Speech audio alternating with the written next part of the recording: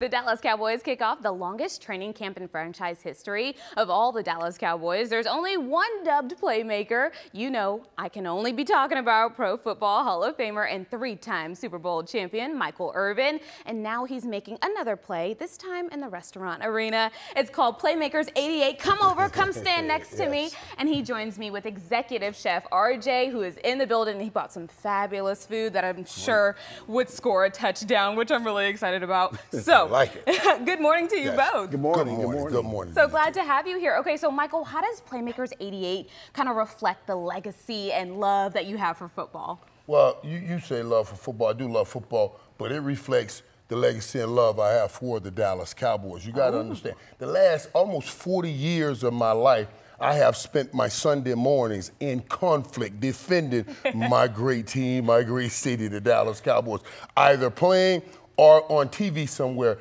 conflict with all the guys that are always hating against our boys. But now I get to watch the games on some Sundays with the people that love the Dallas Cowboys, which are the Cowboy fans at Playmakers 88. I'm looking forward to that. Well, let's talk about the fans. So when the fans walk in, their eyes immediately go up to the Ring of Honor. Why was that a really important aspect to add into this sports bar? It was the most important aspect for me because when I walked in, the first thing I thought about was what inspired me the most. And every time we stepped on the football field, right before the games, Emmitt Smith and I, right in the tunnel, would look at each other, we put our hands here, tap our heart, and we said double trouble. Him being 22, me being 88. That means you will lose this game by air or by ground. We will make sure we win. But we also would look up and say to all the guys in the Ring of Honor, I will honor you with our play today. It's what's most inspired me on the field, so it inspires me off the field too. And I want it to be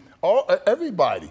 Bring your kids out. This is a place we bring your kids. What I'm doing is giving you a visual. We all pass down our love for the Dallas Cowboys to our kids. Now I'm giving you a visual to tell your kids, that's Leroy Jordan. That's what we there. had, That's right? a bad man. There That's you why go. I put it up there. All right, well, let's talk about one of the most important parts. It's the food, right? And gosh, this looks good. So, Chef RJ, Michael has no problem, as you've seen this morning, he has no problem letting you know what he thinks. So, did you sweat a little bit when you were coming up with the menu? I don't think it really, I didn't really sweat because he trusts me. Yeah. Right. If he didn't trust me, I wouldn't be here.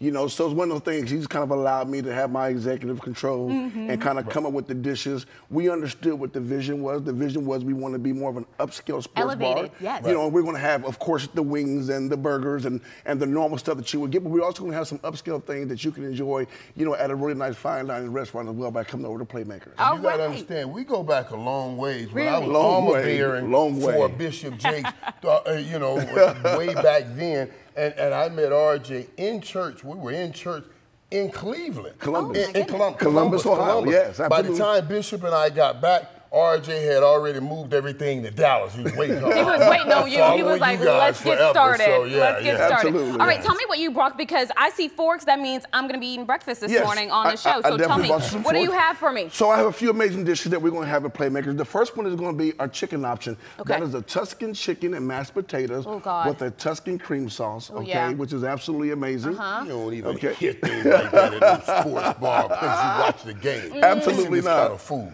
Absolutely not. Girl, go on, stop playing now. Stop playing. One of the things we specialize in. You keep talking, I'm going to eat. Yeah, get that asparagus. The asparagus is flavorful by itself. God, okay, that's it. So we have that. And we specialize in sauces. We have a lot of great sauces at Playmakers. This here is our southern fish over dirty rice with a Cajun cream sauce. Now that right there, close your eyes and think about being in New Orleans right there. Go ahead, Michael, get you a little something. This is one of my favorites now.